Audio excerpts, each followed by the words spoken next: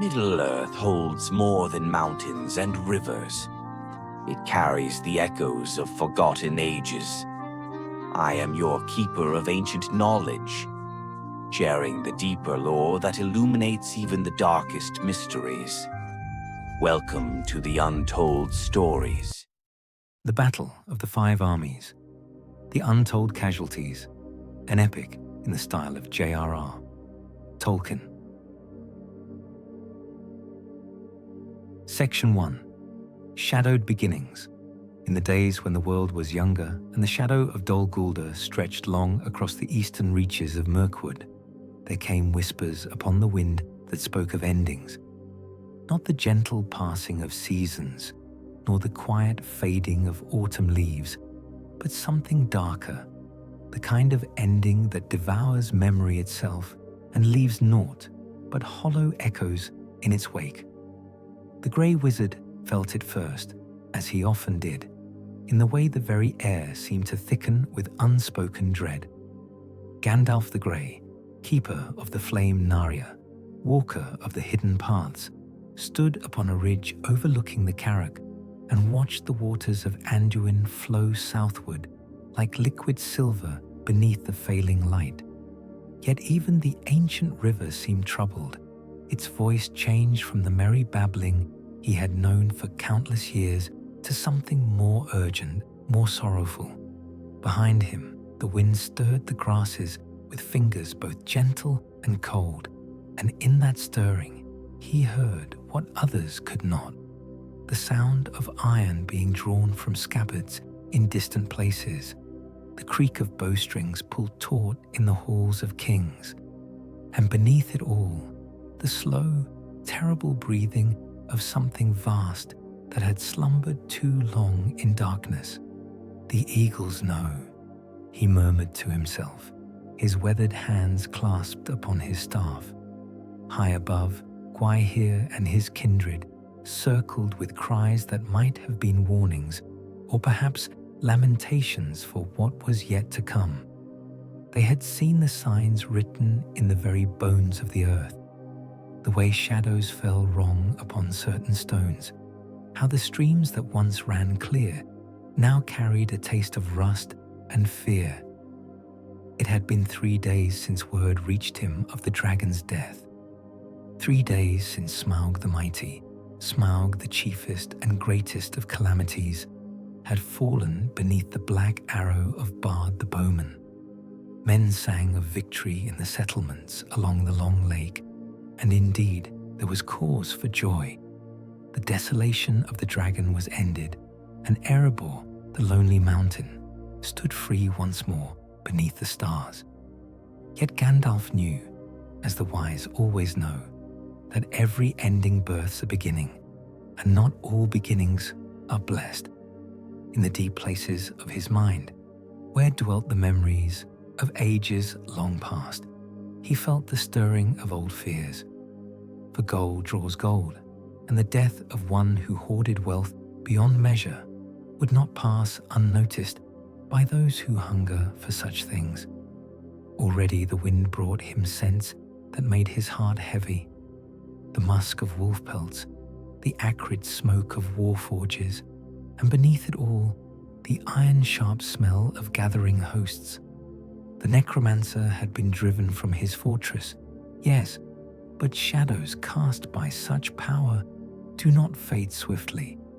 They linger, seeping into the cracks between stones, whispering to those whose hearts already harbored darkness.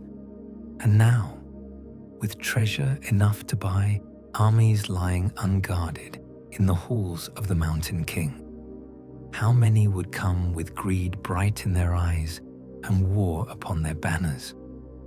As the first stars pierced the darkening sky, Gandalf pulled his grey cloak closer about his shoulders and began his descent toward the river. There was work to be done, and time, that most precious and fleeting of all treasures, was already running short.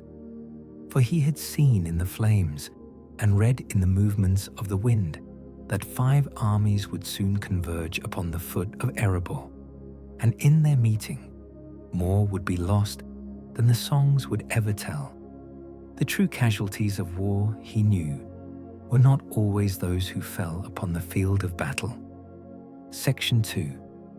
A whisper in the trees. The forest had grown quiet in ways that troubled even the elven kind. In the halls of Thranduil, where starlight danced upon walls of living wood, and the music of stream and stone had echoed for countless ages, a silence had fallen that spoke of endings. The woodland realm, that sanctuary of green and gold nestled deep within the heart of Mirkwood, felt the weight of the world pressing upon its borders like storm clouds gathering before thunder. Legolas, Greenleaf, walked the high flats with footsteps light as morning dew, yet his heart carried burdens heavier than stone. From his vantage among the mighty boughs of the great malon trees, he could see far across the forest canopy toward the lonely mountain, where even now smoke rose from the forges of Erebor. The Dwarf King had returned to claim his inheritance, but with that claiming had come a restlessness that set the very leaves to whispering of war. "The trees speak of iron," said a voice behind him, soft as wind through pine needles. Toriel approached, her auburn hair catching the filtered sunlight that fell in golden shafts through the canopy above. Her eyes, usually bright with the joy of forest paths and the hunt, now held shadows that matched the growing darkness beyond their borders. "Iron and gold," Legolas replied, his keen gaze fixed upon the distant mountain. "And other things besides. The eagles bring word from the south. Men gather upon the shores of the long lake, and their songs speak not of thanksgiving for Smaug's defeat, but of rightful claim and bitter need. In the depths of the forest, where the old paths wound between trees that had stood since the elder days, other voices whispered. The Ents, those shepherds of the wood who moved so slowly that mortals mistook them for trees themselves, felt the trembling in the earth that spoke of marching feet. Far to the south, armies were stirring. In the grey lands beyond the southern reaches of Mirkwood, where few dared to venture, darker things than men or dwarves were gathering beneath banners marked with the red eye and the bloody fist. Thranduil himself stood in his great hall, his crown of autumn leaves gleaming in the light of crystal lamps, and felt the weight of decision pressing upon him like the burden of years. The messenger from Esgaroth had come and gone, bearing word of the growing tension between the men of the lake and the dwarves of the mountain. Claims and counter-claims flew like arrows in the wind, each side declaring their right to the treasure that lay heaped in Smaug's former lair. "My lord," spoke one of his counselors, an elf whose hair had turned silver in the service of the crown, "the Dwarf King will not yield. His people have tasted their ancient home once more, and they will not be moved by words alone. If the men of the lake seek to press their claim, then blood will flow." Thranduil finished quietly. He had seen wars before, had walked battlefields where the grass grew thick and green from the bones of the fallen. He knew the sound that silence makes when it is torn by the clash of sword on shield, the way the very air seemed to weep when valor and folly met in deadly embrace. But there were other considerations now, darker currents that ran beneath the surface of this dispute like underground rivers. His scouts had brought disturbing reports from the southern reaches of his realm, tracks in the earth that spoke of creatures moving in organized bands, the smell of wolf and orc upon the wind, and stranger things besides. The necromancer's defeat had not ended the shadow. It had merely scattered it, and now those fragments of darkness were gathering once more, drawn by the scent of discord and the promise of easy prey. "Prepare the guard," he commanded at last. "We march for Erebor within the day." Section 3. The Lone Rider. Across the wild lands between forest and mountain, a single rider made his way through the gathering dusk. Gandalf urged his horse forward with gentle words and steady hands, though Shadowfax seemed to sense the urgency that burned like a flame in his master's heart.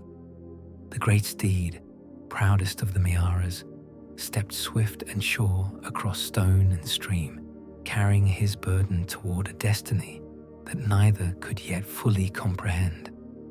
The wizard's grey robes fluttered in the wind like the wings of some ancient bird, and his staff, hewn from the wood of trees that had grown in the light of the two trees themselves, caught the last rays of sunlight and seemed to burn with inner fire. Yet for all his haste, Gandalf's mind was heavy with foreboding, for he had read signs in the movement of clouds and the crying of birds that spoke of gathering storm. Behind him, the borders of Mirkwood fell away into shadow, but ahead, the lonely mountain rose like a titan's fist thrust up from the bones of the earth. Erebor the Great, the kingdom under the mountain, where Durin's folk had delved deep and greedily in ages past, seeking the veins of gold that ran like bright blood through the living rock. Now those halls rang once more with the sound of hammer and pick, as Thorin Oakenshield and his company laboured to restore their ancient realm. But restoration, Gandalf knew, was not the same as redemption. In the deep places of the mountain, where shadows pooled thick as wine in forgotten chambers, old hunger stirred. The Arkenstone, that great jewel which had been the pride of the mountain kings, burned with light that some said came from the stars themselves. Yet light could cast shadows, and in those shadows dwelt desires that no amount of gold could satisfy. As Shadowfax's hooves struck sparks from the stone road that led toward Dale, Gandalf felt the weight of years pressing upon him. He had lived long, longer than the memory of men could reach, longer than the songs of elves could tell. He had seen kingdoms rise and fall like waves upon some distant shore, had watched as the bright flame of hope flickered and dimmed in the hearts of the wise. Yet always, in the darkest hours, that flame had been rekindled, passed from hand to hand like a torch in the night. Now, as he drew near to the ruins of Dale, that ancient city which had once stood proud and fair beneath the shadow of the mountain, he wondered if the flame burned bright enough to weather the storm that was coming. For storm there would be. He had seen it written in the very stones beneath his feet, felt it in the way the wind carried whispers of war from every quarter of the compass. From the north would come the armies of the wolf, drawn by the scent of gold and the promise of easy plunder. From the east, the men of the lake, bitter with loss and desperate with need, seeking recompense for their suffering. From the west, the elven host of Thranduil, marching to honor old alliances and older grudges. And from the south came things that made Gandalf's heart cold with fear, for he had looked into the darkness that dwelt in high places and seen eyes that burned with malice older than the mountains themselves. The horse beneath him snorted and tossed his head, sensing his master's troubled thoughts. Gandalf leaned forward and spoke words of comfort in the ancient tongue, yet his eyes remained fixed upon the peak of Erebor, where already the first watchfires of the Dwarf Guard twinkled like fallen stars. "Speed now, my friend," he whispered. For the hour grows late, and there are words that must be spoken before the swords are drawn. Section 4. Dol Guldur. In the distance. Far to the south and east, where the shadows of Mirkwood grew deep and the very air seemed thick with malice, the fortress of Dol Guldur brooded like a cancer upon the face of the earth. Though the necromancer had been driven from his stronghold, his presence lingered still in the black stones and twisted iron of his citadel, a corruption that ran deeper than root or foundation. From the highest tower of that accursed place, which had once been called Aman Lank in the fair speech of the Eldar, a figure moved in the darkness. Not the Dark Lord himself, for Sauron had withdrawn to his ancient seat in Mordor, but one of his servants, a creature of shadow and flame whose true name had been forgotten, even by those who served the darkness. The mouth of Sauron stood upon the battlements and gazed northward, where the light of Erebor's forges painted the sky with red and gold. His lipless mouth curved in what might have been a smile, though no warmth touched his eyes, those windows to a soul long since consumed by malice and pride. So the Dwarf King claims his throne. He spoke to the darkness, his voice like the scraping of bone on stone. And the wizard meddles still in the affairs of the small folk. How convenient that they gather themselves in one place, like sheep in a fold. Behind him, in the depths of the fortress, things stirred that had no name in any tongue spoken by the free peoples. Orcs and wolves, wargs and bats, all the fell creatures that served the shadow gathered at their master's call. From the pits and dungeons of Dol Guldur they came, bearing weapons forged in fires that knew no light of sun or star. Yet these were not the true strength of the fortress. In chambers hewn from the living rock, where no light had shone for centuries unnumbered, darker things waited. The Nazgul, those 9 who had once been kings of men but were now bound to their master's will by rings of power, felt the stirring of their lord's thought. Though their chief remained in Mordor with their master, others among their number began to turn their steps northward, drawn by the promise of war and the scent of fear that rose like smoke from the fields of battle yet to come. The mouth of Sauron raised his hand, and in his palm burned a flame that cast no light, but seemed instead to devour the very air around it. In that dark fire, he saw visions of what was to come. Armies clashing beneath the mountain, blood soaking into stone and earth, and above it all, the great eye of his master watching, waiting, hungering for the chaos that would give him strength. Let them fight, he whispered to the wind. Let them tear each other apart in their greed and pride. When the last sword falls silent and the last banner lies torn upon the field, then shall the shadow rise triumphant from the ashes of their folly. In the distance, a wolf howled, long, mournful, and filled with a hunger that would never be satisfied. The sound echoed from the walls of Dol Guldur and rolled across the darkening land like a promise of doom. War was coming to the north, and with it would come opportunities that the servants of darkness had long awaited. The fortress itself seemed to shudder with anticipation, its black stones drinking in the starlight and giving back only shadow. In its depths, armies began to stir, ready to march when the time was right. For the true battle would not be fought for gold or vengeance, but for the very soul of the Middle-earth itself. Section 5. Into the black.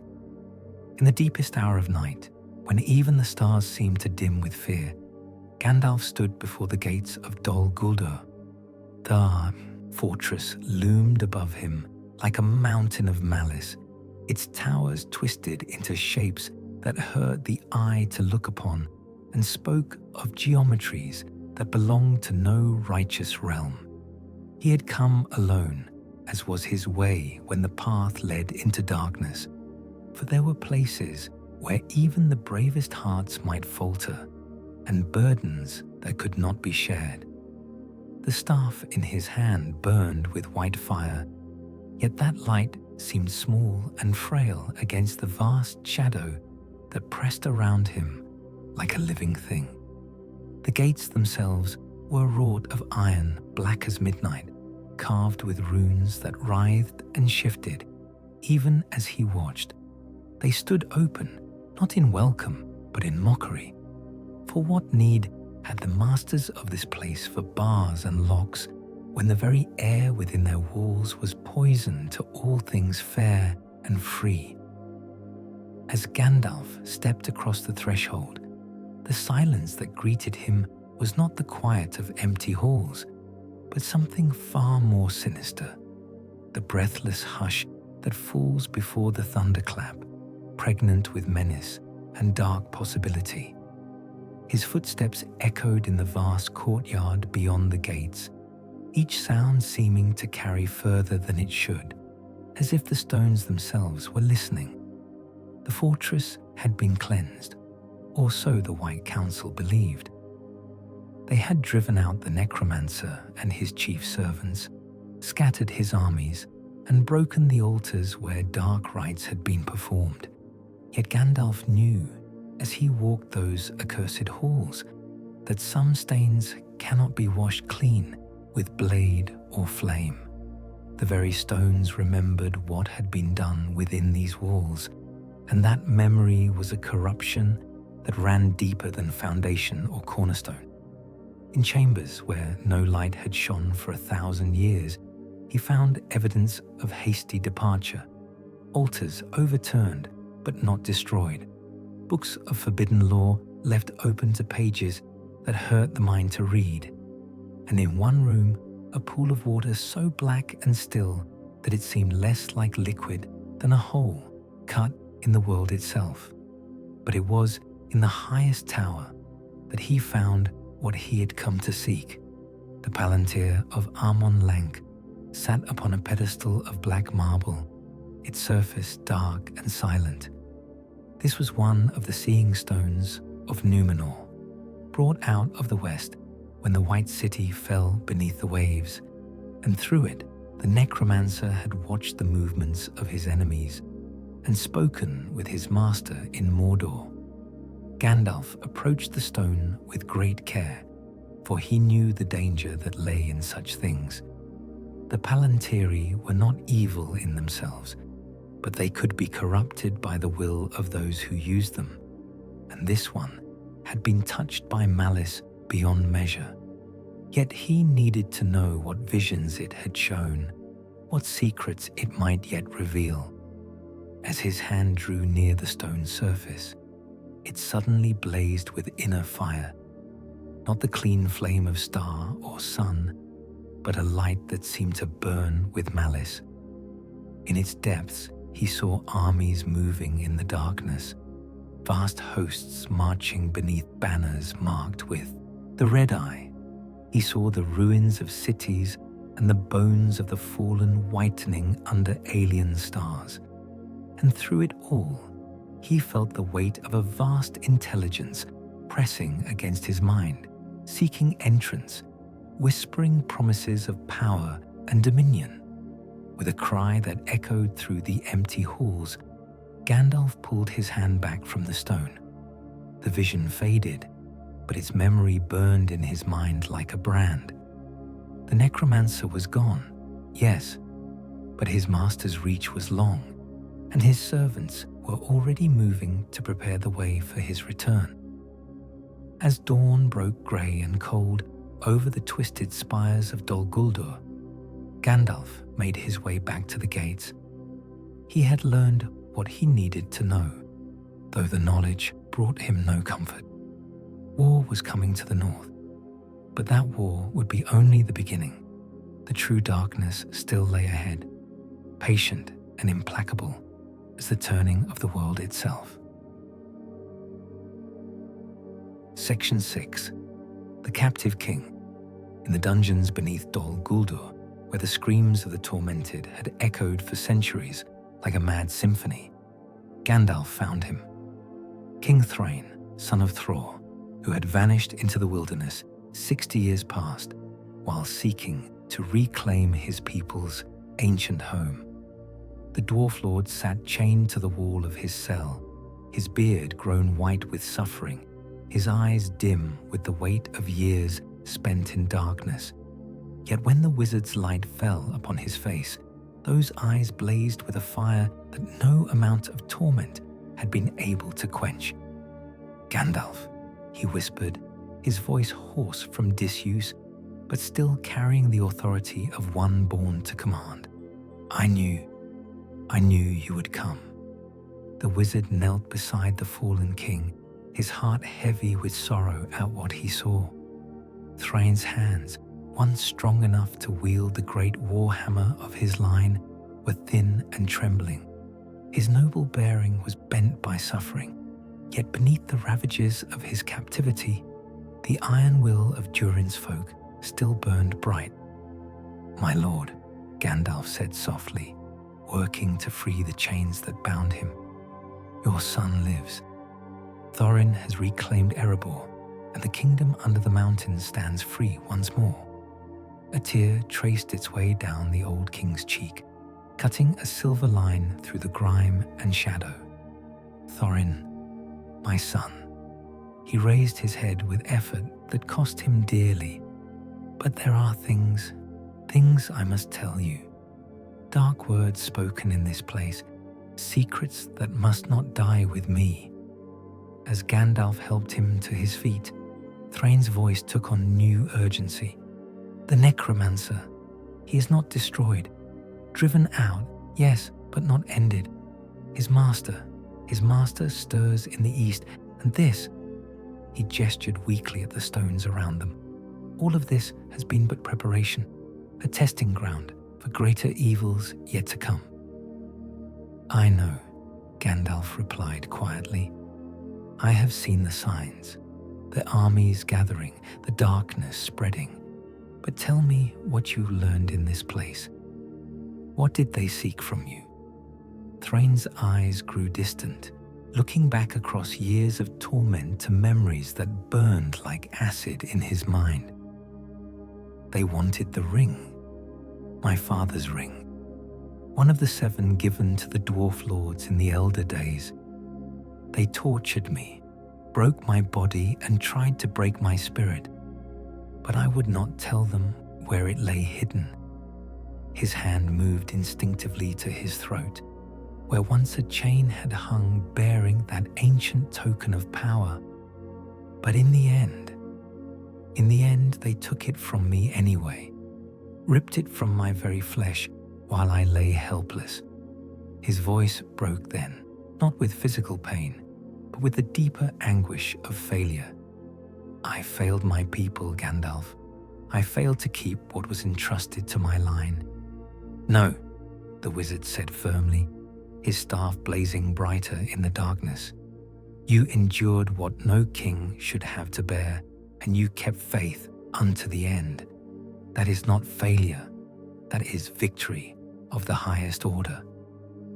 As they made their slow way through the empty corridors of the fortress, Thrain spoke of other things he had learned during his captivity, of the necromancer's true identity, for he had heard that name spoken in the Black Speech when his captors thought him beyond understanding, of the plans being laid for war in the north and the greater war that would follow, of rings and power and the one treasure that could unmake all others. "There is a shadow growing," he whispered as they reached the outer courtyard. "It reaches from Mordor to the uttermost corners of the world, and everything it touches turns to ash and ruin. the battle for Erebor. It is but the first note in a song of ending that will echo through all the ages of the world. When at last they stood beneath the open sky, with the sun warming their faces and the clean wind washing away the stench of the dungeons, Thrain turned to face the wizard one final time. His face was peaceful now, freed from the weight of secrets too dark to bear alone. "I will not see my kingdom again," he said simply. "The years in that place, they have taken more from me than flesh and blood. But tell my son, tell Thorin that I forgave him long ago for the harsh words spoken between us. Tell him that the love of a father endures beyond death itself." And with those words upon his lips, King Thrain, son of Thror, closed his eyes and found the peace that had been denied him for so long. Gandalf held him as he passed, and when the last breath left the old king's body, the wizard spoke words of farewell in the ancient tongue of the Eldar, commending his spirit to whatever lies beyond the circles of the world. Section 7. The Necromancer's Voice. As the last echoes of Gandalf's farewell faded into the morning air, a shadow fell across the courtyard of Dol Guldur that had nothing to do with cloud or mountain. The very stones beneath the wizard's feet grew cold, and a voice spoke from the darkness, not with throat or tongue, but directly into the chambers of his mind. Mithrandir. The name came, like a whisper of poison, carrying with it the weight of malice accumulated across long ages. Still you meddle in affairs beyond your understanding. Still you cling to hope when all hope has already died. Gandalf felt his grip tighten upon his staff, the flame at its head blazing brighter as he sought to ward off the presence that pressed against his thoughts. He knew that voice, had heard it in the councils of the Valar and in the music that shaped the world at its beginning. Sauron the Deceiver, Sauron the Cruel, who had been Myron the Admirable before pride and ambition turned his path to darkness. "Your fortress is empty," Gandalf replied, speaking aloud to give his words weight in the physical world. "Your servants scattered to the winds, return to your master in the east, and trouble Middle-earth no more." Laughter answered him, not the sound of mirth, but something that spoke of tombs, an ending, and the cold spaces between the stars. "My fortress, this ruin, you understand so little, grey fool. Dol Guldur was never more than a testing ground, a place to gauge the strength of those who call themselves the Free Peoples. And what did I learn in my long watching? That you are weak, divided, easy prey for what is to come." The shadow deepened, though no cloud crossed the sun, and in that unnatural darkness shapes began to move. Not solid things, but memories given form, visions of what had been and what might yet be.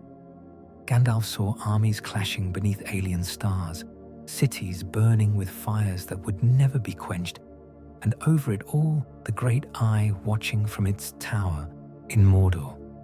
"Even now," the voice continued, "my servants prepare the way. In the north, where the dwarves dig for gold like worms in a corpse, armies gather under banners both fair and foul.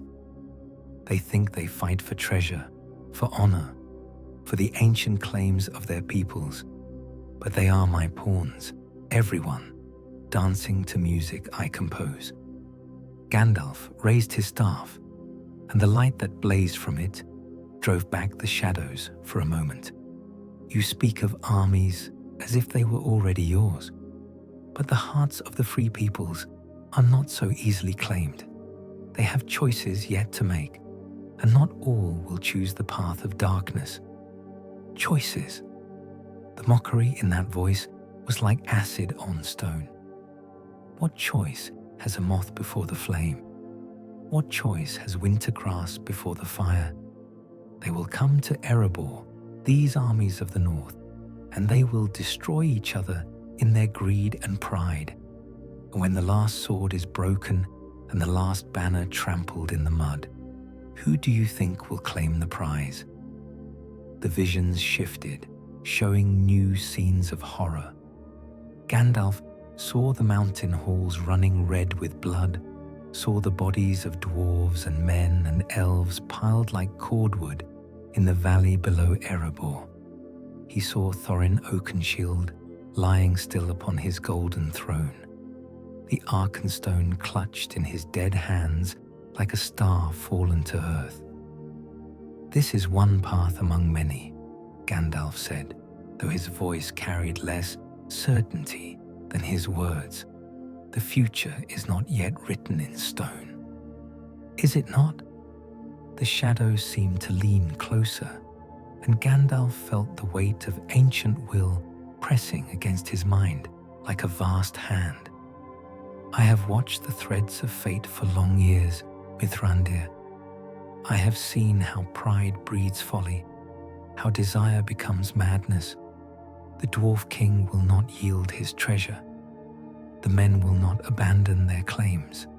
The Elves will not forget old grievances.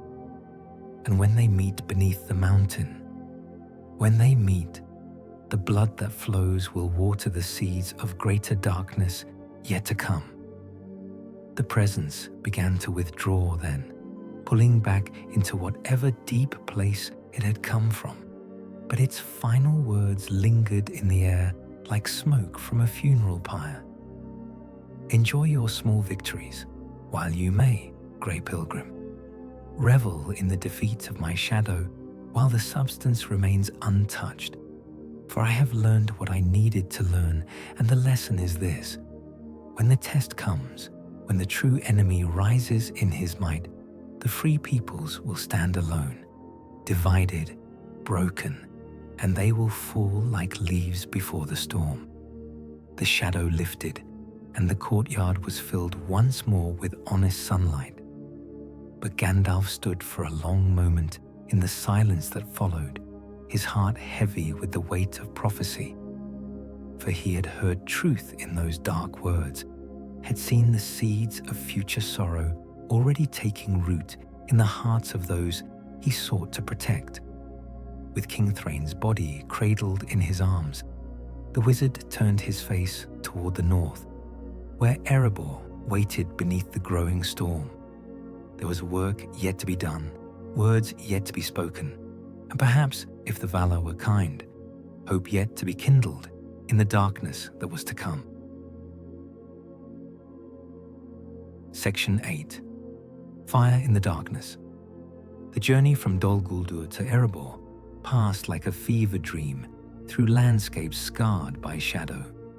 Gandalf bore King Thrain's body across his saddle, while Shadowfax stepped with the measured gait of mourning through valleys that still echoed with the malice of their former master. The very air seemed thick with memory and foreboding, as if the land itself knew that greater sorrows lay ahead. As they climbed the foothills that led toward the lonely mountain, the wizard felt the weight of years settling upon his shoulders like a mantle of lead. He had walked many roads in his time upon Middle-earth, had seen kingdoms rise and fall, had watched as the light of the elder days slowly faded into the grey twilight of the Third Age. Yet never before had he felt so keenly the burden of knowledge, the terrible responsibility of one who sees clearly in the darkness. The fire that burned within his ring, Narya the Red, the ring of fire, entrusted to his keeping by Círdan the shipwright, seemed dimmer now, as if it too felt the growing shadow that reached out from the east. Yet it burned still, a small flame of hope in a world that grew daily darker, and in its light, Gandalf found the strength to continue. When at last the mountain rose before them, its peak piercing the clouded sky like a spear thrust into the heart of heaven, Gandalf saw the signs of gathering storm written in smoke and fire upon its slopes. The forges of the dwarves burned day and night, sending up pillars of red and gold that could be seen for leagues around. But those were not the only fires that lit the northern lands. In the distance, beyond the ruins of Dale, other flames flickered, the cook fires of armies on the march. From the west came the host of Thranduil, moving like a river of silver and green through the eaves of Mirkwood. Their banners bore the crowned heart of the woodland realm, and their spears caught the light like autumn frost upon the grass. Yet for all their beauty, they marched with grim purpose, for the elven king's heart was heavy with old grievances and the certain knowledge that blood would flow before the moon turned full again. From the east, across the waters of the long lake, came the men of Esgaroth and Dale, led by Bard the Bowman, he who had slain the dragon with a single black arrow and freed the north from Smaug's terror. They came not in glory, but in desperate need, for their homes lay in ruins, and their children cried for bread that was not there to give. The death of the dragon had brought them freedom, yes, but freedom without sustenance is but another kind of bondage. And from the north came things that made even Gandalf's heart cold with dread. The armies of the Misty Mountains, led by Azog the Defiler and his son Bolg, marched beneath banners black as midnight. Orcs and wargs, goblins and trolls, all the fell creatures that multiplied in darkness came streaming down from their mountain lairs like water from a burst dam. They moved with purpose beyond mere pillage, for their master's voice had reached them even in their deep places, calling them to war in service of a greater darkness. As Gandalf urged Shadowfax up the winding path that led to Erebor's gates, he felt the weight of destiny pressing down upon him, like the lid of a tomb. 5 armies converged upon this place, each driven by their own needs and desires, each blind to the greater pattern that their conflict would weave. The necromancer's words echoed in his memory. They are my pawns, everyone, dancing to music I compose. Yet even as despair threatened to overwhelm him, the wizard felt a spark of defiance kindle in his heart. Let Sauron weave his webs and lay his plans. Let the enemy count his victories before they were won. The free peoples might be divided, might be driven by pride and greed and ancient grievance, but they were not yet defeated. While even one flame of courage burned in mortal hearts, while even one voice was raised in defiance of the darkness, hope endured. The gates of Erebor loomed before him now, massive doors of stone and iron that had withstood the dragon's wrath and would yet witness greater struggles. As they opened to admit him, Gandalf straightened in his saddle and set his face like flint against what was to come. He bore dark tidings and darker warnings, but he bore also the fire that had been entrusted to his keeping, the flame that kindles other flames, the light that drives back the shadows. In the halls of the Mountain King, words would be spoken that might yet turn the tide of battle. Plans would be laid that could preserve some hope of victory in the face of overwhelming darkness. And perhaps, if fortune favored the bold and wisdom could yet prevail over pride, the 5 armies would find a path that led not to mutual destruction, but to unity against the greater evil that waited in the east. The fire in the darkness burned on, small but unquenched, a beacon for all who would stand against the night. Section 9. Return to the Wise. In the hidden valley of Rivendell, where the waters of Bruinen sang eternal songs, and the light of Erendil's star shone pure and bright, the White Council gathered in haste and secrecy. The last homely house stood serene beneath its canopy of silver birch and golden oak, yet within its fair halls, the wisest of the free peoples wrestled with tidings that chilled the heart and darkened the mind. Elrond half-elven sat in his chair of carved mithril, his ageless face grave with the weight of accumulated years and growing sorrow. Beside him stood Galadriel, Lady of Light, whose eyes held depths that reflected the two trees of Valinor and the starlit seas beyond the world. The air around her shimmered with power barely contained, and when she spoke, her voice carried the music of the spheres. "The necromancer is revealed," she said, her words falling like drops of crystal into the silence. "No longer do we deal with shadows and suspicion, but with certainty black as the pit. Sauron, the deceiver, has returned to his ancient malice, and his eye turns even now toward these northern lands." Gandalf stood before them, his grey robes travel-stained and his face marked by weariness that went deeper than mere fatigue. In his hands, he held a circlet of mithril and gold, the crown of King Thrain, brought out of darkness and shadow at great cost. The tale he had told them of the fallen king's fate hung heavy in the air like smoke from a funeral pyre. "You were right to press for action against Dol Guldur," he said quietly. "But I fear we moved too late. The corruption has spread too far, taken root too deep. Even now, armies gather in the north, drawn by the scent of gold and the promise of war. They think they fight for treasure and honor, but they serve darker purposes than they know." Saruman the White paced before the great window that looked out over the valley, his tall form rigid with frustration and barely contained anger. The head of their order, wisest of the Astari, bore upon his shoulders the burden of leadership in these dark times. Yet Gandalf sensed something else in his movements, a tension that spoke of secrets withheld and plans unshared. "You speak of war as if it were already upon us," Saruman said, his voice carrying the authority of command. "5 armies converge upon Erebor, yes, but armies can be turned aside by wisdom, their hunger sated by negotiation.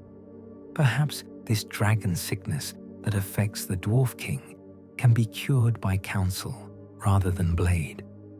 "Dragon sickness," Galadriel murmured, and her eyes grew distant with memory.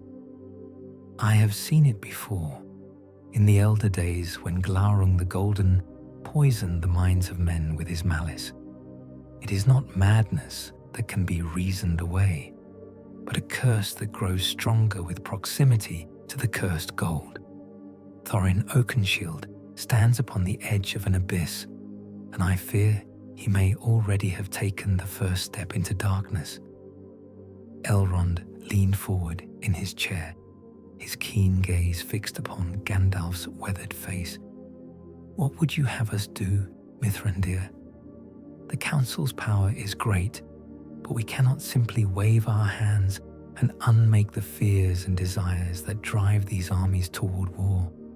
If we act openly, we risk revealing ourselves to the enemy's sight. If we do nothing, Gandalf finished grimly, then blood will flow beneath the mountain, and in that blood Sauron will read the weakness of the free peoples. He will see our divisions laid bare, our old grudges and petty rivalries exposed like wounds upon a corpse. And when the greater war comes, for come it will, we will face him alone and fractured. A silence fell then, heavy with the weight of decision. Through the open windows came the sound of water falling over stone, the whisper of wind through leaves, the distant music of elvish voices raised in song. Yet even these fair sounds seemed muted now, as if the shadow from the east had already begun to dim the light of the last homely house. "There is another consideration," Saruman said at last, his voice carefully controlled. "The Palantir of Orthunk has shown me visions of what may come to pass. If the Northern Alliance holds, if dwarf and elf and man can be brought to stand together against the darkness, then perhaps some hope remains. But if they fall to fighting among themselves..." He left the words unfinished, but their meaning hung clear in the air. Unity or destruction, those were the choices that lay before them now. And in the balance hung not only the fate of 5 armies, but the future of all Middle-earth. "I will return to Erebor," Gandalf said finally. "There are words yet to be spoken, counsel yet to be given. Perhaps it is not too late to turn this tide." As he prepared to depart, Galadriel approached and placed her hand upon his shoulder. For a moment, her touch brought with it the memory of light beyond the circles of the world, the promise that even in the darkest hour, hope endures. "Go with our blessing, Mithrandir," she said softly. "But remember, sometimes our greatest victory lies not in preventing the storm, but in ensuring that something survives its passing." Section 10. Stirring the north, the road from Rivendell to Erebor stretched long and weary beneath skies that seemed to grow darker with each passing league. Gandalf rode with urgency now, for the visions shown in Galadriel's mirror had revealed the true scope of the gathering storm. Time, that most precious of all treasures, ran short as water through cupped hands. As Shadowfax bore him swiftly northward, the wizard's mind turned to the delicate web of alliances and enmities that stretched across the northern lands.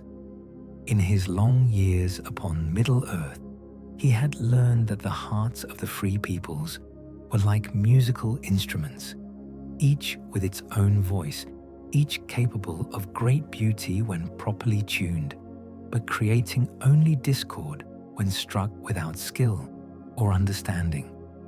The Dwarves of Erebor, led by Thorin Oakenshield, had reclaimed their ancient home, but at great cost. The dragon sickness had taken hold of their king's heart, transforming noble pride into something darker and more dangerous. In the great treasury of the mountain, where the Arkenstone blazed with captive starlight, Thorin sat upon his golden throne and saw enemies in every shadow, treachery in every word of counsel. Yet not all of Durin's folk had succumbed to the madness of greed. Balin the wise, Dwalin the strong, and others among the company that had won back the mountain, still retained some measure of their former virtue. If they could be reached, if their voices could be raised in council against their king's growing paranoia, then perhaps some hope remained. To the west, in the halls of the woodland realm, Thranduil marshaled his forces with the grim efficiency that marked all the elven kind. His grievances against the dwarves were old and deep-rooted, dating back to the time when Thror had refused to honor his debts and left the elven king's treasury diminished. But Thranduil was no petty tyrant seeking mere revenge. He was a king who understood the currents of power that flowed beneath the surface of events, and he knew that larger games were afoot than simple disputes over treasure. From the east came Bard the Bowman, dragon slayer, and heir to the throne of Dale. His people had suffered grievously under Smaug's tyranny, their city reduced to ash and ruin, their children left homeless and hungry. The promise of compensation from Erebor's treasury was not greed, but desperate necessity. Without gold to rebuild their homes and buy supplies for the coming winter, many would not live to see another spring. Yet it was from the north that the greatest danger came. In the misty mountains, where goblins bred like vermin in the darkness and wargs howled their hunger to uncaring stars, Azog the Defiler had gathered an army the like of which had not been seen since the great wars of the elder days. Orcs and wolves, trolls and bats, all the spawn of shadow marched beneath his banner, drawn by the promise of plunder and the darker purpose that their true master had set for them. As Gandalf crested a ridge and saw Erebor rising before him like a titan's fist thrust up from the bones of the earth, he felt the weight of destiny settling upon his shoulders.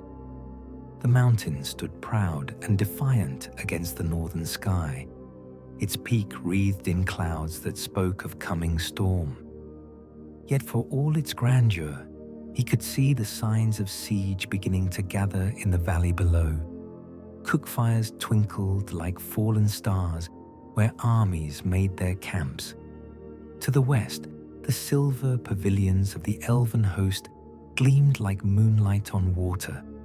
To the east, the rough shelters of Dale's survivors huddled together for warmth and comfort.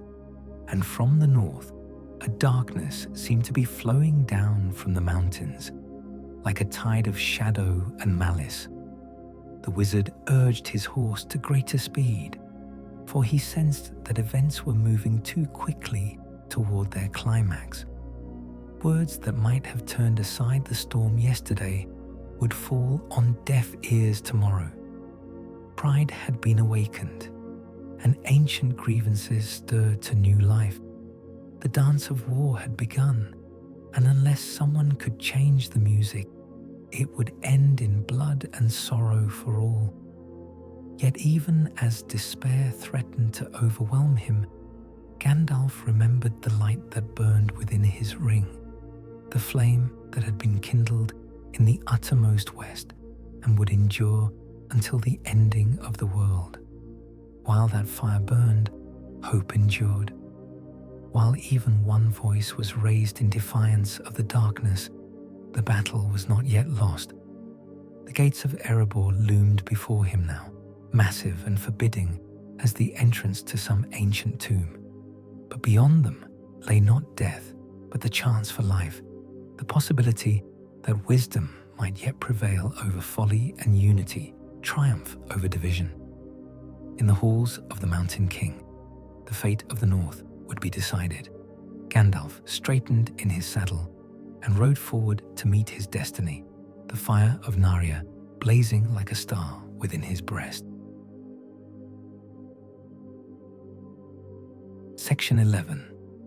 A Hobbit Remembered.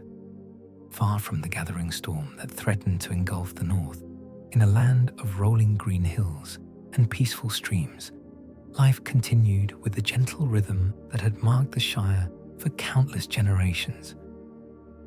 In the village of Hobbiton, where round doors marked the entrances to smile homes and gardens bloomed with flowers that knew no fear of war or darkness, Bilbo Baggins sat in his study and wrote by candlelight. The tale that flowed from his pen was one of adventure and terror, of dragons and treasure and the strange courage that can be found in the most unlikely of hearts. There and Back Again, he had titled it, though he suspected that few who read it would believe the truth of what he had witnessed in the wild lands beyond the water. Hobbits, after all, were not given to tales of high adventure, preferring stories of crops and weather and the small, comfortable dramas of village life. Yet as he wrote, Bilbo found his mind turning often to the mountain and the friends he had left behind. In the margins of his manuscript, unbidden memories surfaced like bubbles from some deep spring. He remembered Thorin's nobility before the gold sickness took hold, the way the dwarf king's eyes had blazed with righteous purpose when he spoke of reclaiming his people's home. He remembered Balin's kindness, Dwalin's strength, and the songs they had sung around their campfires during the long journey from Bag End to Erebor. But it was not only the dwarves that occupied his thoughts. In a drawer of his writing desk, carefully wrapped in silk and hidden from curious eyes, lay a small golden ring. To most who might glimpse it, it would seem nothing more than a simple band of metal, unremarkable save for its perfect smoothness and the way it seemed to catch and hold the light. Yet Bilbo knew its true worth, had felt its power during those desperate hours in the goblin tunnels beneath the misty mountains. The ring had saved his life more than once during the quest, rendering him invisible to enemy eyes and allowing him to slip past dangers that would have meant certain death. It had been his precious, as that wretched creature Gollum had called it, though Bilbo preferred to think of it simply as his little secret, a token of his adventure that no one else need ever know about.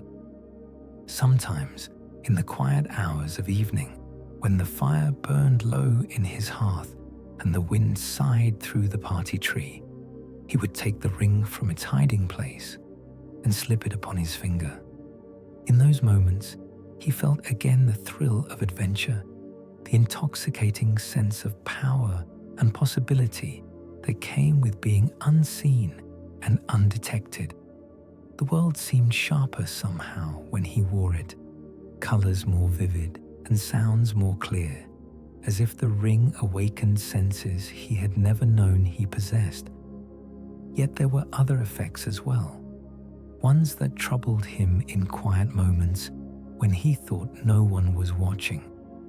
Food seemed to taste less savory than it once had, and sleep came less easily to his bed. His neighbors' conversations struck him as petty and meaningless, their concerns trivial beyond measure. Sometimes he caught himself staring at the ring for hours at a time, lost in contemplation of its perfect golden surface, and when he finally put it away, he felt a strange sense of loss, as if some essential part of himself had been locked away with it. On this particular evening, as news of distant armies and gathering storm reached even the peaceful borders of the Shire, Bilbo set down his pen and walked to the window that looked out over his garden. In the distance, beyond the hedge that marked the boundary of his property, he could see lights in the windows of other smile homes. His neighbors were settling down to their suppers, content in their ignorance of the greater world and the shadows that moved within it. Part him envied them that ignorance. There had been a time when he, too, had known nothing of dragons and dark wizards, when his greatest concern had been whether the potatoes would be ready for harvest or if the Sackville Bagginses might try once again to press their spurious claim to Bag End. Those had been simpler days, perhaps happier ones, though he could not quite bring himself to wish them back. For all its terrors and hardships, the quest had awakened something in him that could never again be put to sleep. He had looked upon the wide world and found his place within it, had stood before the dragon and lived to tell the tale.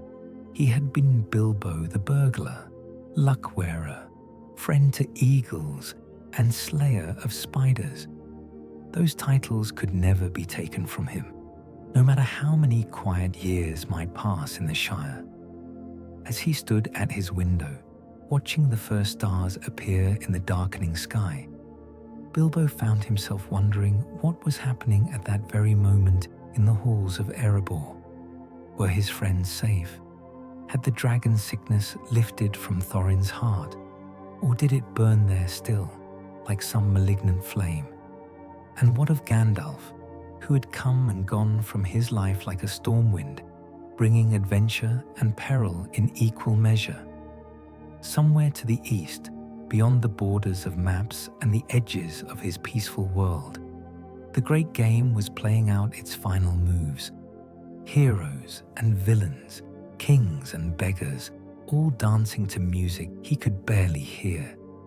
And though he was far from that dance now, safe in his comfortable home with his comfortable routines, Bilbo Baggins knew that his part in the tale was not yet finished.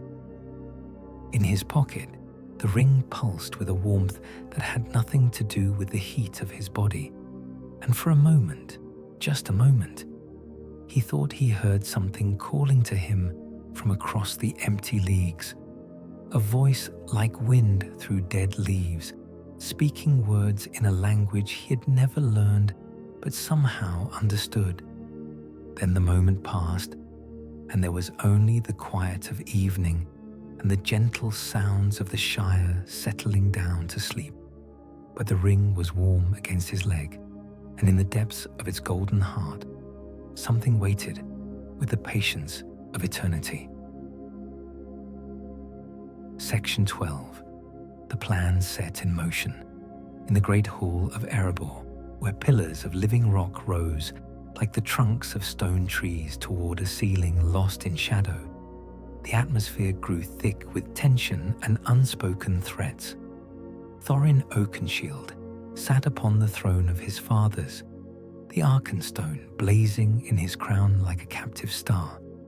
Yet his eyes held no light, save the cold gleam of gold lust and suspicion. Around him gathered the lords of his company, those brave souls who had walked with him through darkness and fire to reclaim their ancient home. Yet even among these trusted friends, the poison of the dragon's sickness worked its subtle malice. Where once there had been fellowship and shared purpose, now there were whispered conversations and measuring glances, as if each dwarf wondered whether his companions might not prove traitorous when the test came. Gandalf stood before the throne, his grey robes travel-stained and his face grave with the weight of tidings that none wished to hear. In his hands, he held maps and letters, tokens of alliance and warning that spoke of armies gathering in the darkness. Yet for all his wisdom and authority, his words seemed to fall upon stone-deaf ears. 3 armies march upon this mountain, he said, his voice echoing in the vast hall. The men of Dale seek recompense for their suffering under Smaug's tyranny. The elves of the woodland realm demand payment of ancient debts.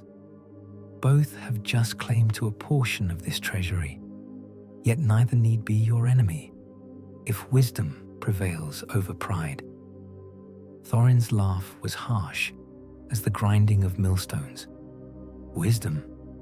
You speak to me of wisdom while thieves and beggars gather at my gates, demanding payment for debts I never owed. The treasure of Erebor belongs to the line of Durin, and I will not see one coin of it given to those who did nothing to earn it. And what of the 4th army?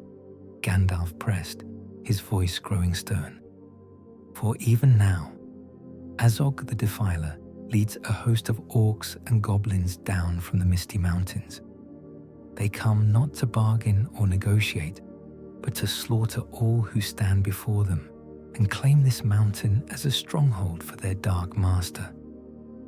At mention of the pale orc's name, a ripple of unease passed through the assembled dwarves. They had faced Azog's malice before, in the tunnels of Goblin Town and on the plains beyond.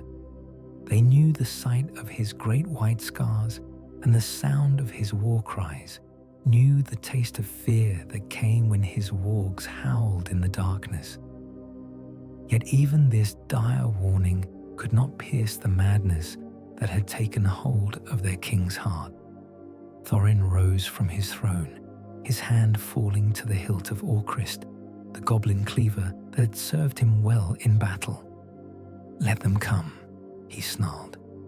"The halls of Erebor have withstood dragonfire and the siege of ages. No army of orcs will breach these walls while even one dwarf draws breath to defend them." "You speak of defense," Gandalf replied quietly. "But what of offense? What of striking first before the enemy can choose the time and place of battle? If you were to ally with the men and elves, to combine your strength with theirs—" "Never." The word cracked like a whip through the hall, and Thorin's eyes blazed with fury that made the Arkenstone seem dim by comparison. "I will not bow to thieves and oath-breakers. I will not share the throne of my fathers with beggars who come crawling to my gates with empty hands and hungry eyes." Balin stepped forward then, his aged face creased with worry and sorrow. Of all the company, he alone seemed to retain some measure of the wisdom that had once marked the dwarves of Erebor.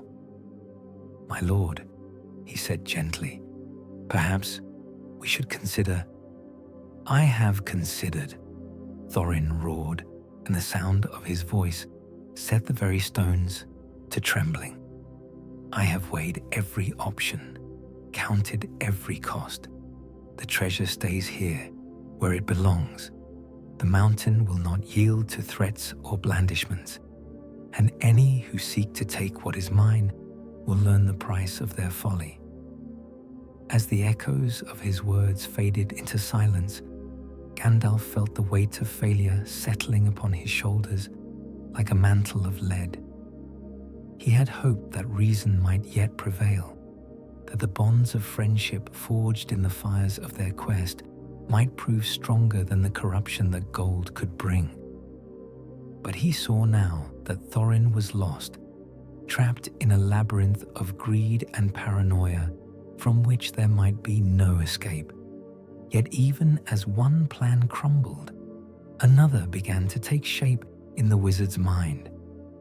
If the king could not be turned from his path, perhaps his people could be saved despite his folly. There were others in the mountain, dwarves of sense and honor, who might yet be reached by appeals to their better nature. And beyond the walls of Erebor, other forces moved that could be turned to serve the cause of light. "So be it," Gandalf said at last, his voice heavy with resignation. "If you will not hear wisdom, then perhaps you will hear the sound of war horns in the valley below. But remember, Thorin Oakenshield, when the battle comes, as come it must, the choices you make here will echo through all the ages of the world." With those words, he turned and strode from the hall, his staff striking sparks from the stone floor with each step. Behind him, the Dwarf King sat upon his golden throne and brooded over his hoard like some dragon of old, blind to all save the glitter of his treasure. The trap was set, the pieces moving toward their destined places. In the valley below, armies gathered beneath banners of every color, each convinced of the righteousness of their cause.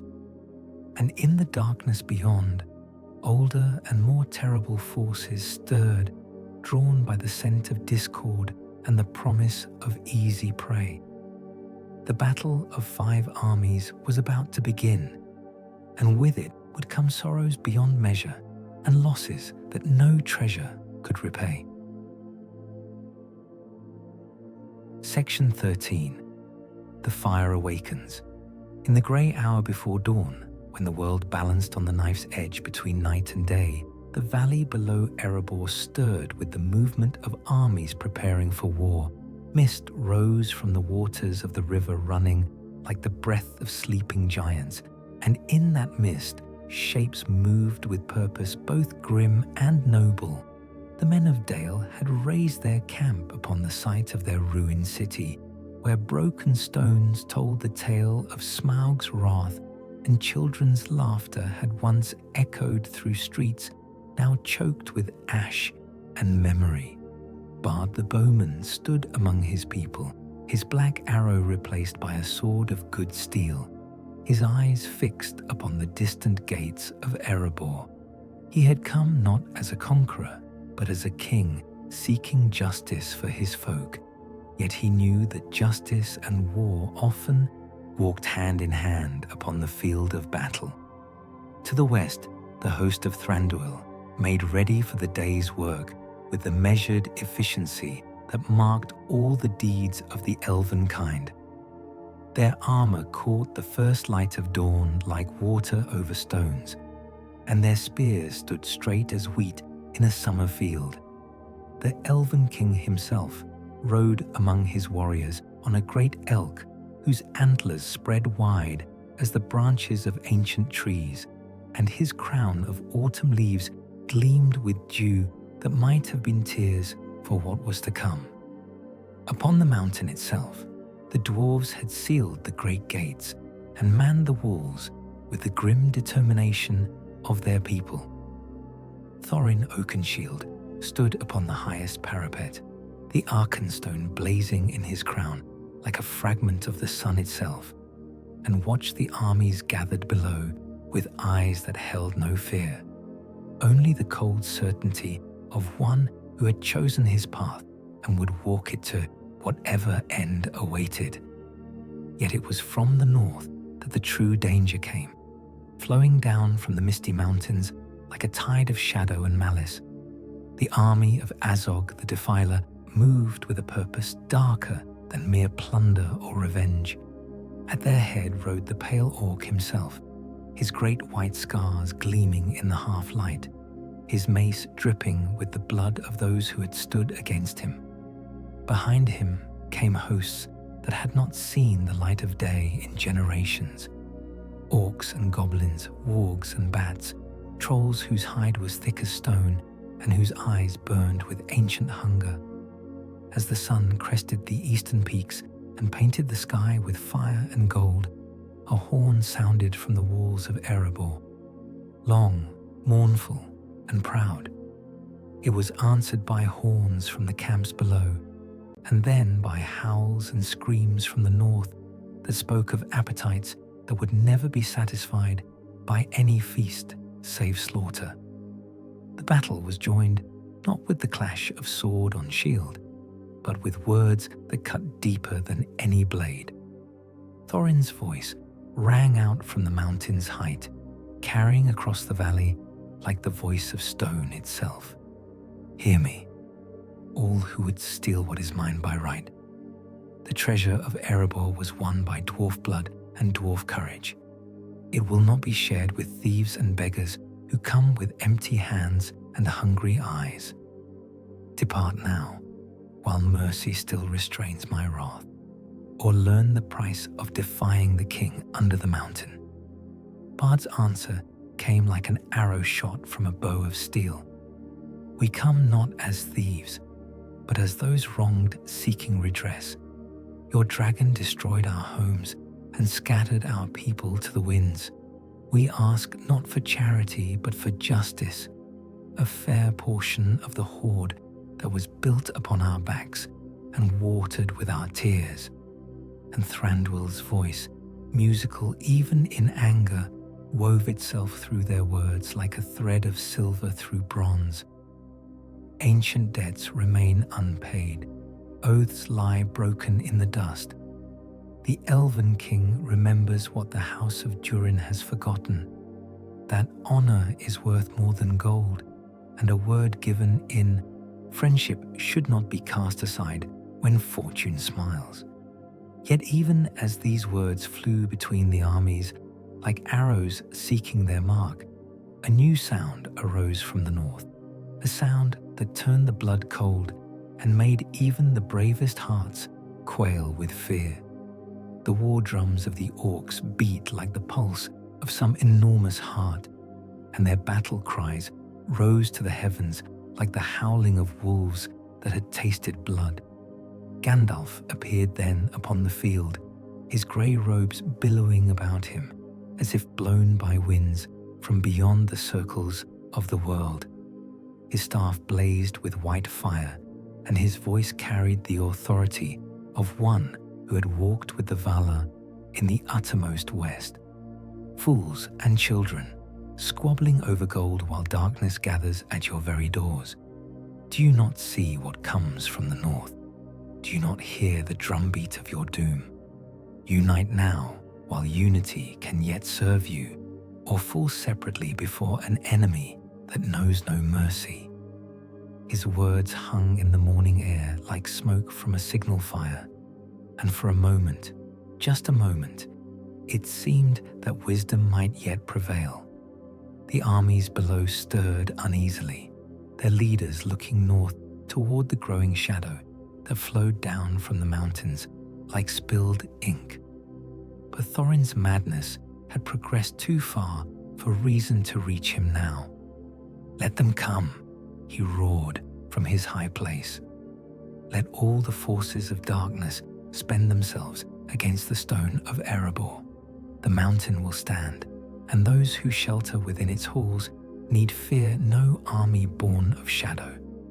And with those words, the last chance for peace died like a candle flame in a hurricane.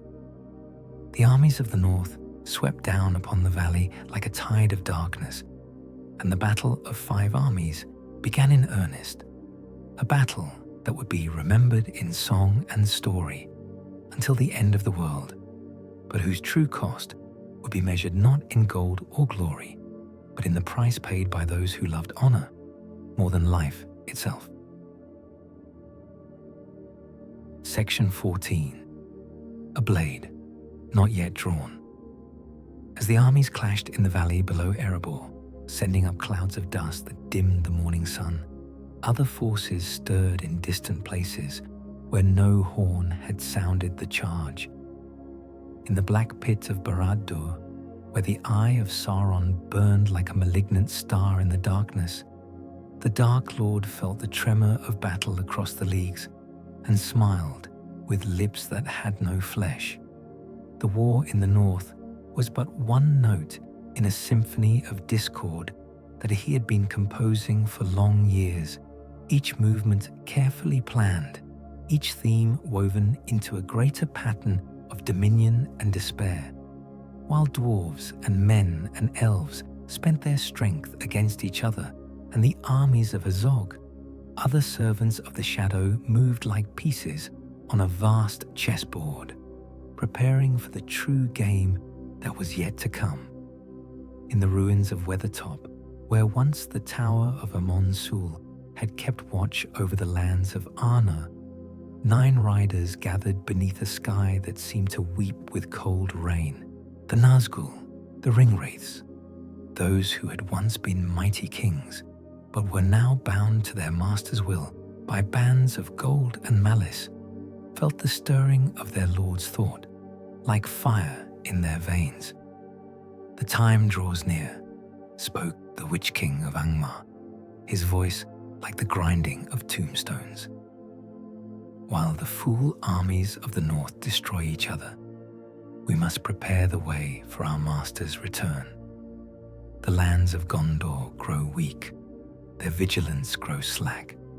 Soon the path will be clear for the conquest to begin. To the south and east, in the great bay of Umbar, where the ships of the corsairs rode, at anchor like black swans upon a sea of silver, other preparations were being made.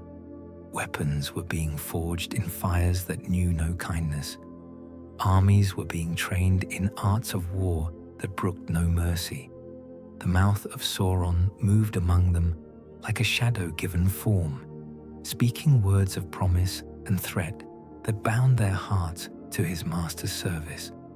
And in the very heart of Mordor, where the fires of Mount Doom burned with heat that had never known sunlight, the greatest work of all continued without pause or rest. In the Samath Nar, the chambers of fire where the Dark Lord had first forged his ring in the Elder Days, new plans were being laid and old powers awakened. For Sauron had learned patience in the long years of his exile, had studied the weaknesses of his enemies as a scholar studies ancient texts. He knew that the free peoples would always turn upon each other when pressed by want or fear, knew that their greatest strength, their love of freedom, was also their greatest weakness when it came to unity of purpose. The battle at Erebor would serve his purposes whether the dwarves won or lost. If they triumphed, their pride would grow until it became folly, and they would trust too much in their own strength when the true test came. If they fell, then a great stronghold would be lost to the free peoples, and the road to the Grey Havens would lie open to his armies. But there were other considerations as well, subtler currents in the stream of fate that only he could read. Somewhere in the wide world, the One Ring waited in darkness, lost but not destroyed, sleeping but not dead. Its power called to him across the void like a voice from beyond the grave, and he knew that the time was coming when it would be found again. When that day came, when the ring was revealed and its true nature made known, then would begin the War of the Ring in earnest. The armies that now fought in the north would seem like children playing at war when measured against the hosts that Sauron would unleash upon the world. Eagles would fall from the sky like stones, and the very foundations of the earth would tremble beneath the march of his legions. Yet for now, he was content to wait and watch, to let his enemies exhaust themselves in petty conflicts, while his own strength grew in secret. The Palantiri showed him visions of the battle raging beneath the lonely mountain, and in those visions, he read the seeds of future victory. Let Gandalf the Grey work his small magics and speak his words of hope. Let the kings and princes of the free peoples rally their banners and sharpen their swords. In the end, when all their stratagems had failed and their last strongholds lay in ruins, they would kneel before the throne of Barad-dûr and beg for the mercy that would never come. The Dark Lord's laughter echoed through the halls of his fortress like the sound of breaking stone. And in distant lands, even those who knew nothing of war or shadow felt a chill touch their hearts like the finger of death itself. The blade was not yet drawn, but the hand that would wield it grew stronger with each passing hour. And when at last the time came to strike, the blow would fall with such force that the very memory of light would be erased from the world forever. Section 15. The Kingdom Reclaimed. When the sun had climbed to its zenith and begun its descent toward the western peaks, the valley below Erebor had become a charnel house, painted in shades of red and grey.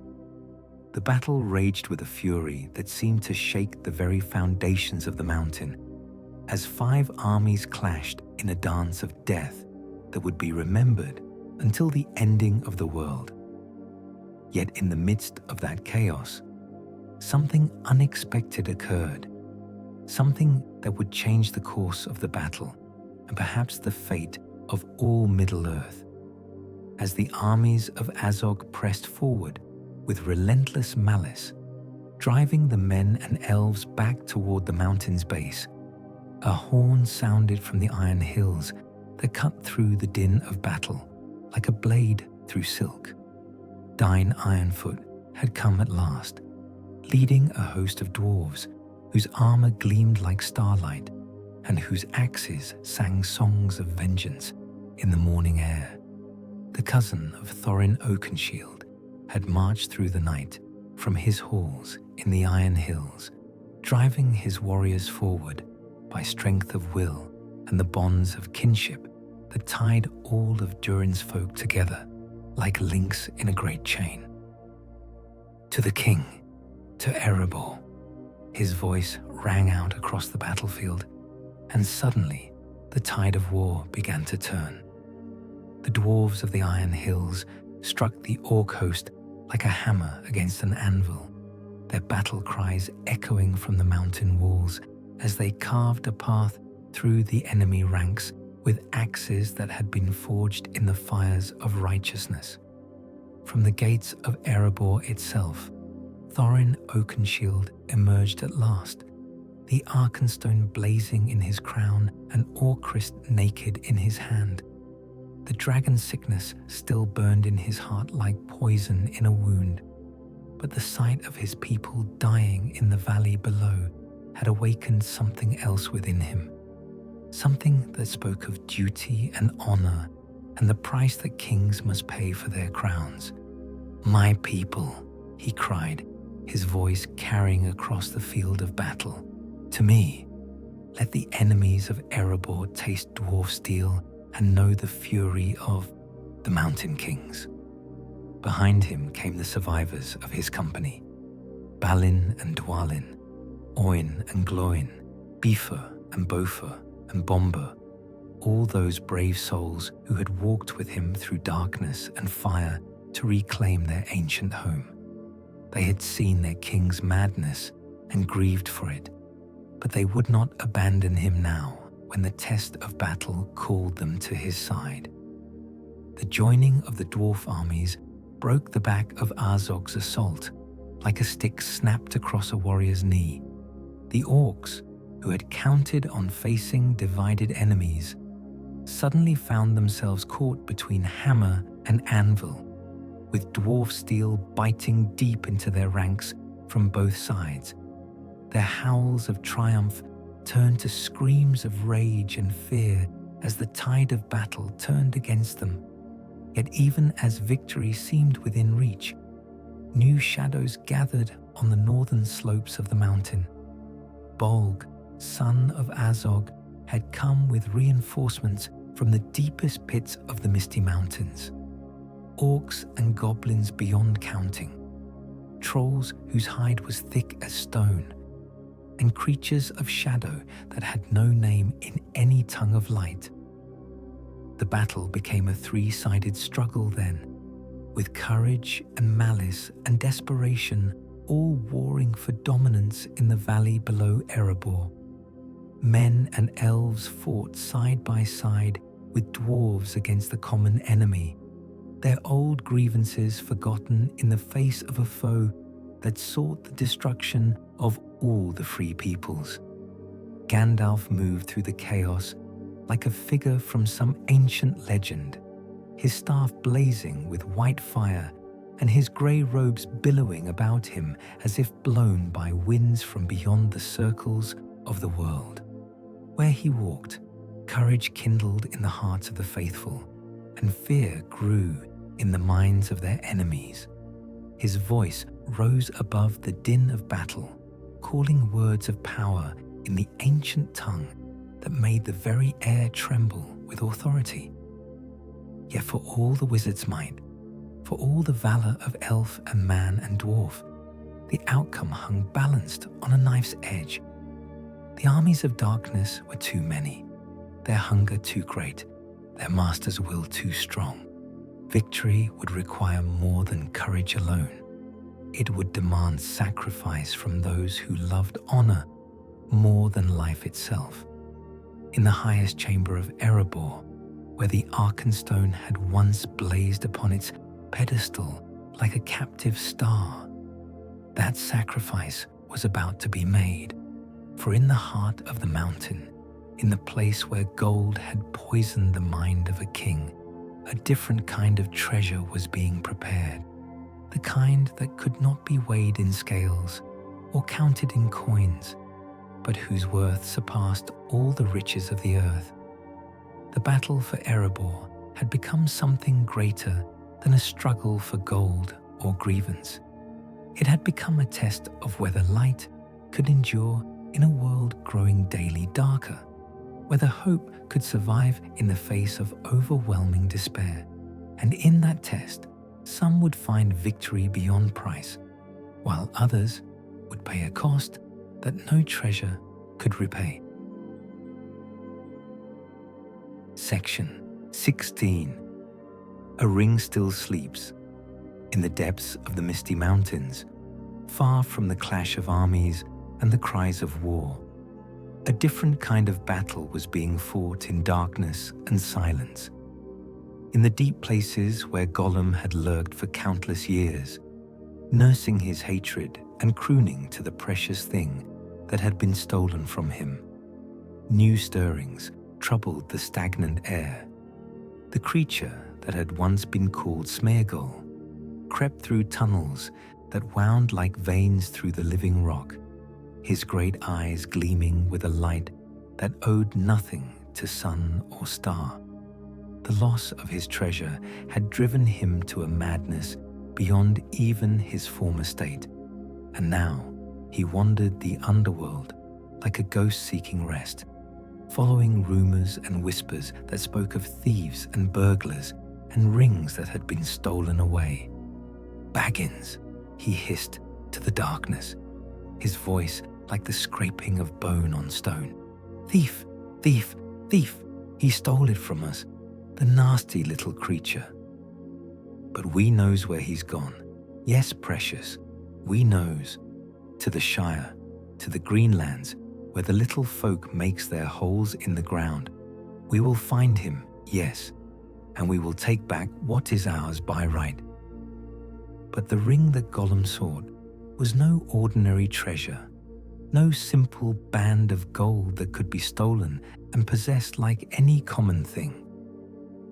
In the darkness of Bag End, where it lay hidden in Bilbo's secret drawer, wrapped in silk and watched over by eyes that grew daily more possessive, the one ring pulsed with a power that called to its master across the empty leagues. Sauron felt that calling like a wound in his heart, a constant ache that spoke of incompleteness and loss. For without the ring, his power was diminished, his dominion incomplete. He had poured so much of his strength into that golden band that its absence left him like a cripple missing a limb, functional but never whole, mighty but never complete. Yet the ring's hiding place remained hidden even from his sight, for its bearer was beyond the reach of the great powers that moved in the world. The Shire lay under protections older than kingdoms, watched over by rangers whose vigilance never failed, and blessed by powers that Sauron could not openly challenge. For now, the ring slept in innocence and ignorance, its true nature unknown even to the one who bore it. But sleep is not the same as death, and innocence cannot endure forever in a world where darkness grows daily stronger. Already, the ring's influence was working its subtle corruption upon its bearer, feeding on the small desires and petty vanities that lurk in every heart. Bilbo found himself thinking of it more often, taking it from its hiding place with growing frequency, wearing it for longer periods as he walked unseen through his garden or sat invisible in his study. The transformation was so gradual that he barely noticed it himself. The way food began to taste less savory, the way the colors of his garden seemed somehow muted, the way his neighbors' conversations struck him as increasingly trivial and meaningless. He was changing, slowly but surely, becoming something other than the simple hobbit who had once set out from Bag End with nothing but a walking stick and a pocket handkerchief. In the Palantir of Barad-dûr, Sauron saw visions of what was to come. Not clear sight, for the future remained clouded even to his gaze, but glimpses and shadows that spoke of rings and riders and the slow turn of the wheel of fate. He saw armies marching beneath alien stars, cities burning with fires that would never be quenched, and over it all the Great Eye watching from its tower in Mordor. The war in the north was drawing to its close, he knew, and soon the surviving armies would scatter to their homes to lick their wounds and count their losses. But that war had served its purpose, revealing the weaknesses of his enemies and preparing the ground for greater conflicts yet to come. The Free Peoples had shown their divisions clearly now, their old grudges and petty rivalries laid bare like wounds upon a corpse. When the time came for the true war to begin, when the ring was found and its nature revealed, when the Nazgul rode forth from their dark strongholds and the armies of Mordor marched beneath the banner of the Red Eye, the Free Peoples would face that test alone and divided. And in their division lay the seeds of their destruction. Yet even as the Dark Lord planned and schemed, weaving webs of malice across the face of Middle-earth, the ring continued its patient waiting. For it served not Sauron's will alone, but a destiny deeper than any single mind could comprehend. It had its own purpose, its own design, and in the fullness of time it would reveal itself when the moment was right. In the Shire, where spring flowers bloomed in gardens that knew no fear of war, a hobbit sat by his fireside and dreamed of distant mountains and the friends he had left behind. In his pocket, the ring waited with the patience of eternity, and in its golden heart, the fate of all Middle-earth hung balanced on the edge of a knife. The greatest battle was yet to come, and when it began, the true casualties would be counted, not in gold or glory, but in the price paid by those who chose to stand against the darkness, whatever the cost to themselves. Section 17. The enemy withdraws. As evening fell over the battlefield below Erebor, painting the sky in shades of purple and gold, the armies of Azog began their retreat into the gathering shadows. The victory belonged to the Free Peoples, but it was a victory bought with blood and paid for with lives that could never be restored. Upon the slopes of the mountain, where the battle had raged most fiercely, the fallen lay thick as autumn leaves. Orc and goblin, man and elf and dwarf, all mingled together in death's democracy, their banners trampled in the mud and their bright armor dulled with dust and gore. The crows that came with thee, twilight made no distinction between friend and foe as they settled to their grim feast. In the great hall of Erebor, where the Arkenstone blazed with light that seemed somehow dimmer than before, Thorin Oakenshield lay upon a bed of gold that had become his deathbed. The dragon sickness had left him at last, burned away by the fire of battle and the cold touch of approaching death. His eyes, which had blazed with madness and greed, now held only the weary wisdom of one who had learned too late the true cost of his choices. Bilbo knelt beside the dying king, his small hand clasped in Thorin's great ones, and listened as the dwarf lord spoke words that came from a heart finally freed from the poison that had consumed it. "I go now to the halls of my fathers," Thorin whispered, his voice barely audible above the sound of wind through stone. "But I would have you know, Master Baggins, that I was wrong. There is more in you of good than gold, and that is the greatest treasure of all." The tears that fell from the hobbit's eyes were like silver upon the golden floor, and in them was reflected not only grief for a friend lost, but sorrow for all the waste and folly that had led to this moment. The dragon sickness had claimed its final victim, but in doing so, it had revealed a truth that all the gold in Erebor could not purchase, that friendship is worth more than treasure, and honor more precious than any jewel. Outside the mountain, the other kings gathered to count the cost of their victory and to divide the spoils that remained. Bard the Bowman stood among the ruins of Dale and saw in the rubble and ash the foundation stones of a new kingdom that would rise from the ashes of the old. The men of the lake would rebuild their city, stronger and fairer than before, and in its halls the memory of this day would be preserved in song and story. Thranduil of the woodland realm moved among his fallen warriors like a king walking through a garden of broken flowers. Each face he looked upon was known to him, each name written in the chronicles of his heart. The elves did not number their dead as men do, for their grief runs deeper than the roots of mountains, and their memory endures longer than the stones themselves. Yet for all the sorrow of the day, there was also cause for rejoicing.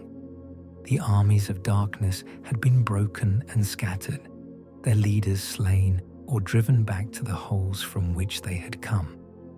The north was free once more, and the alliance forged in battle's fire would endure long after the echoes of war had faded into memory.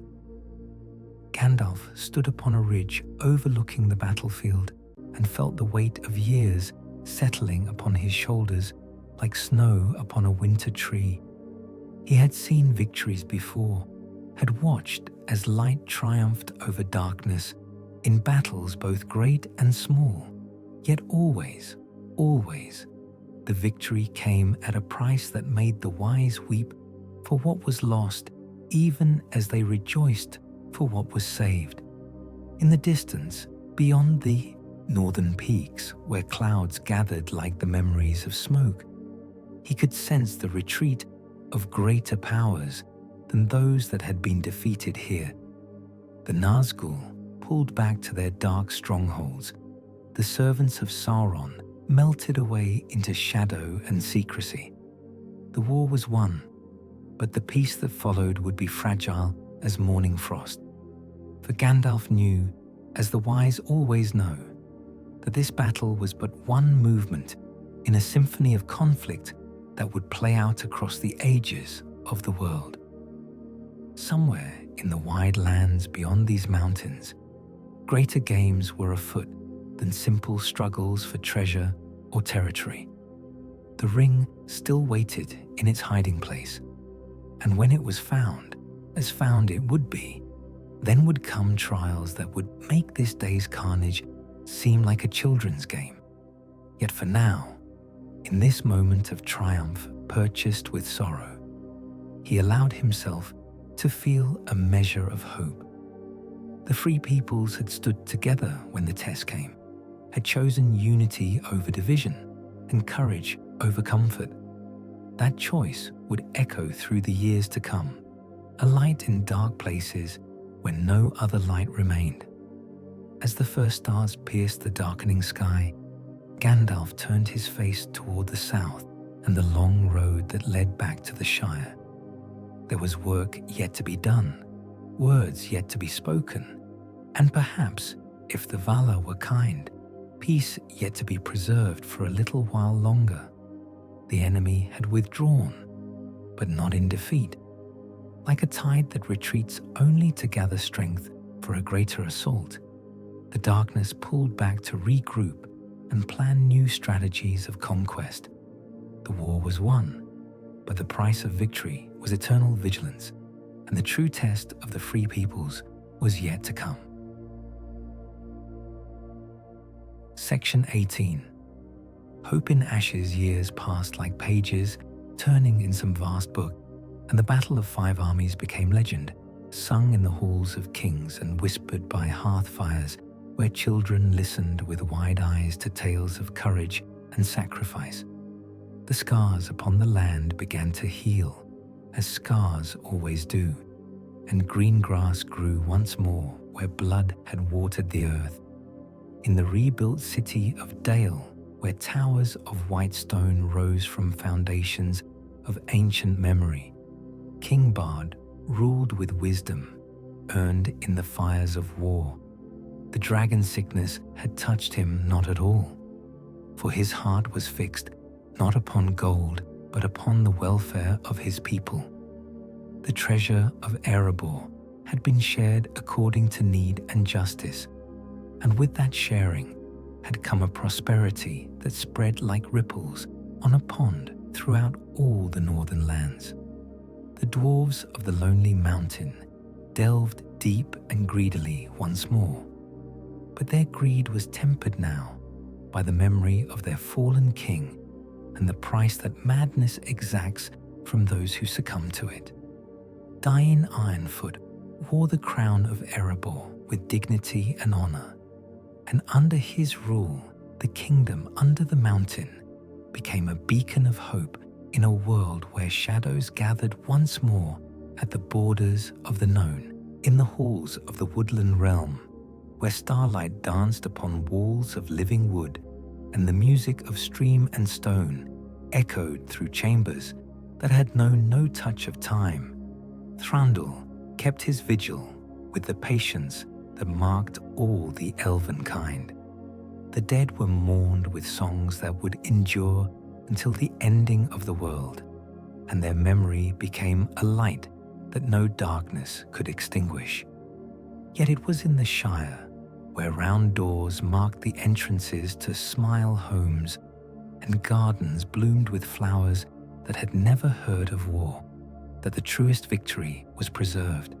For there, in a hole in the ground that was not a nasty, dirty, wet hole, but a hobbit hole, and that meant comfort, lived Bilbo Baggins, returned hero, respected gentleman, and keeper of secrets that would one day shake the foundations of the world. He wrote his tale by candlelight in the quiet hours of evening, setting down in careful script the adventures that had taken him there and back again. The ring lay hidden in his desk drawer, wrapped in silk and watched over by eyes that grew daily more possessive of their treasure. Yet for all its influence upon him, Bilbo remained essentially himself, a creature of comfort and good cheer, fond of his garden and his books and the simple pleasures that make life worth living.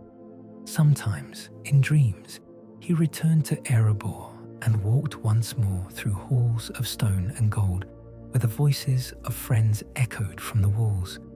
He saw Thorin as he had been in life, proud and noble and tragically flawed, a king who had learned too late that the greatest treasures cannot be hoarded or possessed. He heard the songs of the dwarves as they worked their forges, the laughter of fellowship that had warmed many a cold night during their long journey to the mountain. And sometimes, in the deepest watches of the night, when all the Shire lay sleeping beneath a blanket of stars, he thought he heard another voice calling to him from across the empty leagues, a voice like wind through dead leaves, speaking words in a language he had never learned but somehow understood. In those moments, the ring would pulse warm against his leg, and for a heartbeat, he would feel again the intoxicating sense of power that came with being unseen and undetected. But the morning always came, bringing with it the sounds of ordinary life and the gentle rhythms of a world at peace. The Shire endured, as it always had, a green oasis in a world where storm clouds gathered at the borders of sight. Children played in gardens where their parents had played before them, and their laughter rose like incense to whatever powers watched over the small and innocent things of the earth. Gandalf came and went, as was his custom, appearing at Bag End like a grey storm cloud when least expected, and departing again on errands that took him to the far corners of Middle-earth. He watched Bilbo with eyes that saw more than most, noting the small changes that spoke of the ring's growing influence, but he said nothing of his observations. The time for such revelations had not yet come. though it drew nearer with each turning of the seasons. In the great libraries of Minas Tirith, where the lore of ages was preserved in books and scrolls that few had wit to read, scholars labored over ancient texts that spoke of rings and power and the long defeat of darkness. They mapped the movements of shadow across the face of the world, traced the genealogies of kings and the patterns of prophecy that stretched back to the elder days. And in the depths of Mordor, where the fires of Mount Doom burned with heat that had never known sunlight, the Dark Lord waited with the patience of eternity.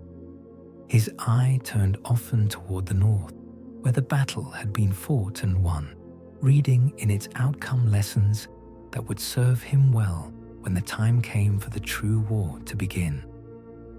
For Sauron knew, as the wise always know, that victory and defeat are but different faces of the same coin, and that every ending births a new beginning.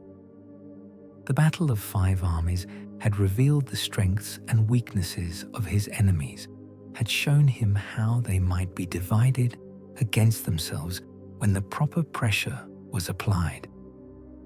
When the ring was found, as found it would be, he would use that knowledge to weave a web of malice that would entrap them all.